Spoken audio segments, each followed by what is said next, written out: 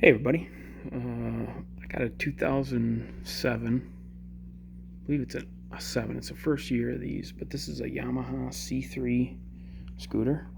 A lot of people do not care for them or like the look of them, so they didn't do real well. They sold for a few years. Right now I have it all torn apart because you see that big blue hose there. I am turbocharging this thing, so I wanted to kind of go through what I've done to this so far, and we'll kind of see, just to kind of help you folks. I have not done any tuning on this yet, so that this will be an ongoing video series. Underneath here is your fuel injector. I took that out and I ordered a 160cc fuel injector, which there's a reason for it, because for one, it's turbocharged now, and that's I'll go through that, but that injector is not only going to be fat for that, but it's also going to be fat because I'm going to be running it on E85. With the price of fuel being over $5, I'm done with it. I'm going to try to find my way to get this thing up to speed a little better so I can keep up with the traffic around my house and my commute to work, which I can take. It's got to be about 55 at least. This C3 only went like 38, even with stuff done to it. I have clutch work done to it. I have clutch work. I have what do you call it? CVT variator. I have all that stuff. I've messed with the sliders.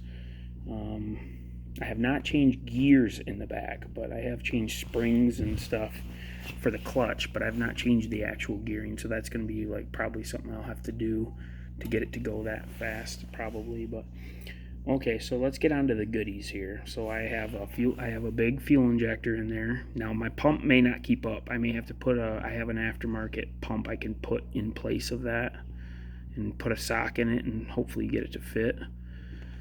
If not, I'll do an external boost pump for it. So I have welded up. I made this. I obviously bought the silicone hose. This is a 1" to 1¼ which it ended up being a little small for the original pipe that I was using here. So I reduced it just to be able to put the hose on. That's all just pie cut, 30, what is it? I'm trying to think. It's a 45-degree angle, so I think it's like 23.5 or something cuts, to give me like a 45, without being a drastic 45 where it would be oval shaped and wouldn't mount up good to the other pipe. So I have a TIG welder at home. I do this I TIG weld for a living.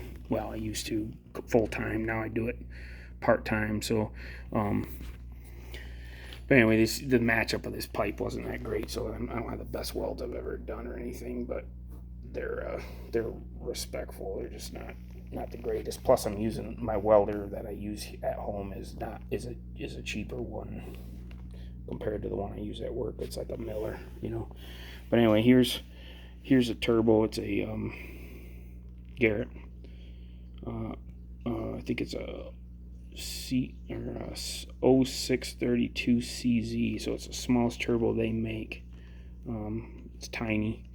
I got it. It's got a double opening, but what I did is I only needed one opening, so I took that hole and I put an O2 sensor hole bung in there in a cap, so it just comes out through there.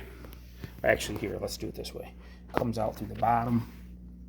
I just used the original flange and welded that to that stainless tube. Comes out.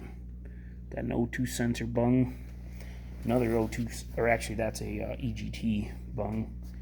And then, oh wait, where is it? Let me back up here. Okay, yeah, so you can get a better view of it. And then I got not the intercooler because I'm not running one, but I got the intake pipe just going there. So I have my, on a C3 scooter on an XF50 engine, there is a place where you can check oil pressure. I am not 100%. I know this is supposed to be, I think it's full pressure oil, But anyway, that fitting right there, I drilled the screw out. It's got like a screw with a banjo, or with a with a copper washer on it. I just took that bolt, welded on an and fitting, 1/8 inch hand fitting to it, and then I drilled a hole through it and made my oil hole so that it will come out and run through the line. I got it snaking up here, braided line, and then going into the bottom of that, and then I got my return line. It's kind of going uphill a little bit. That may not be good. Oh, I'm sorry, here, I gotta back that up here. My finger here, see that? Yeah, so it's kind of going up a hill a little bit, so it may be a problem. I may have to fix that, change it. The way I'm going to control this whole fuel injection system is with a rolling wrench EFI tuner that I bought from him. So anyway, it's kind of ugly looking maybe to some people, like all that piping and stuff, that monstrosity sticking off the side. But once I put the covers and everything on, it'll stick out, but not like so bad that it's just unbelievably stupid looking or something. I mean, it'll be cleaner than some of the stuff I've seen.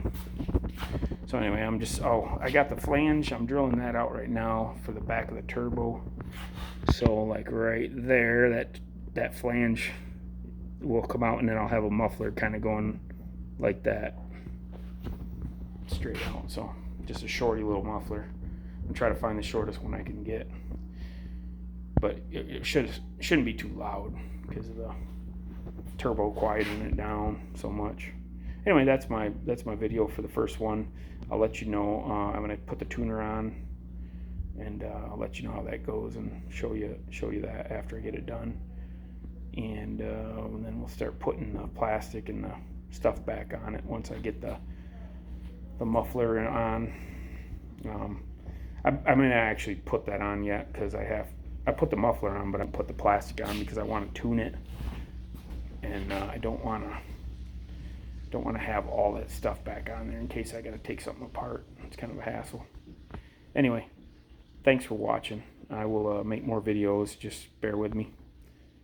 Thanks. See you.